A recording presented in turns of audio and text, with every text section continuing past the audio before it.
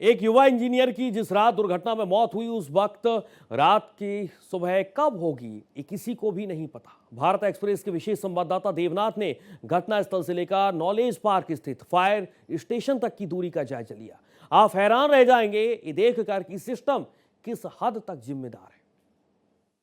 16 जनवरी की रात को एक हादसा हुआ। उस हादसे में एक युवा इंजीनियर युवराज ने दम तोड़ दिया। पूरा नोएडा नहीं, उत्तर प्रदेश सदमे में है कि कैसे एक युवा इंजीनियर को जान देना पड़ा। सबसे बड़ी बात यह कि इस समय जहां हम खड़े हैं ये फायर स्टेशन है। फायर स्टेशन जिस पे आपदा की भी जिम्मेदारी है और कहा जा रहा है सीधे तौर पर कि अगर जो है समय से अधिकारी पहुंचे होते या तो युवराज की जान बच सकती थी, लेकिन कहां गए थे। आज हम आए हैं सीएफओ चीफ फायर अफसर जो नोएडा के हैं, पूरे देखते हैं, उनसे जानने की कोशिश करेंगे कि सबसे पहली कॉल कब आई और उसके बाद कॉल आने के बाद क्या क्या किया गया। आइए और देखते हैं। दर्शकों को दिखाएंगे कि सीएफओ साहब यहां पर बैठते हैं। इनका नाम है प्रदीप कुमार, मुख्य अग्निशमन अधिकारी गौतम बुद्ध नगर, और साहब की कुर्सी खाली है। जरा देख लीजिए, साहब की कुर्सी खाली है और हम लगातार कोशिश कर रहे हैं। हमने पूछने की कोशिश की कि आखिर जो है कहां हैं सीएफओ साहब, कहां हैं, तो बताया गया कि है नहीं, कहां गए हैं पता नहीं। फिर भी हम चाहते हैं कि हमारे दर्शक भी जाने कि आखिर क्या हुआ था। जरा इनका जो संबद्ध कार्यालय उनसे, सीएफओ साहब कहां हैं? मुझे जानकारी नहीं, किसको जानकारी होगी? कहीं तो बताया होगा कि कहां है, नहीं है। धर्मेंद्र सिंह वो बताएंगे जी।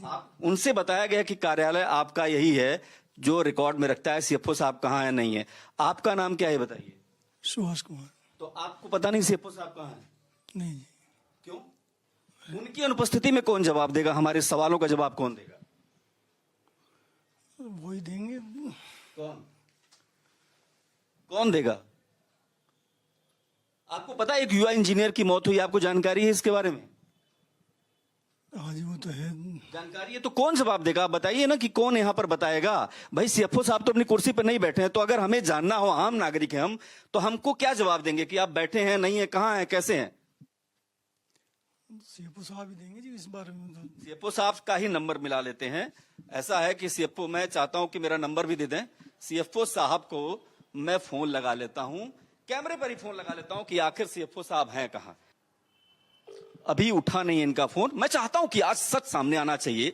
अगर फायर को जो अग्निशमन सेवा के साथ, मैं आपको बताऊं कि आपदा की भी बहुत बड़ी जिम्मेदारी है, लेकिन इसके बावजूद कॉल कर रही है वह उत्तर नहीं दे रही है। यहाँ है सुमित प्रताप सिंह, प्रभारी अग्निशमन अधिकारी, और इनके जरा इधर आइए, अंदर आइए, अंदर आइए, अंदर आइए। हमारे कैमरामैन से कहूंगा सीएफओ साहब को अपने बिस्किट, चाय, नमकीन सब है, लेकिन अगर कोई नहीं है तो अधिकारी नहीं है। चलो, हो सकता है इंस्पेक्शन के लिए गए हों। कॉल कर रही है, इधर वह आइए। उत्तर नहीं दे रही है, कृपया कुछ समय। ये सीएफओ साहब को मैंने दूसरी बार लगा लिया। हो सकता है, मैं ये जानना चाहता हूं, उनकी गाड़ी भी, एक गाड़ी भी यहां खड़ी है। हम ये जानना चाहते हैं कि युवा इंजीनियर जब वहां गया तो आखिर फायर को जब सूचना दी गई तो उन्होंने क्या किया? किसी के पास जवाब नहीं। मैं तीसरी बार कॉल लगाना चाहता हूं, शायद साहब बिजी हो, ये नंबर उनका ऑफिशियली मुझे बताया गया है, लेकिन इसके बीच मैं अपना कैमरामैन से कहूंगा कि पूरे नोएडा की जिम्मेदारी है इन पर। पूरा नोएडा, देखिए कितनी सारी चीजें हैं, लेकिन साहब का फोन नहीं उठेगा।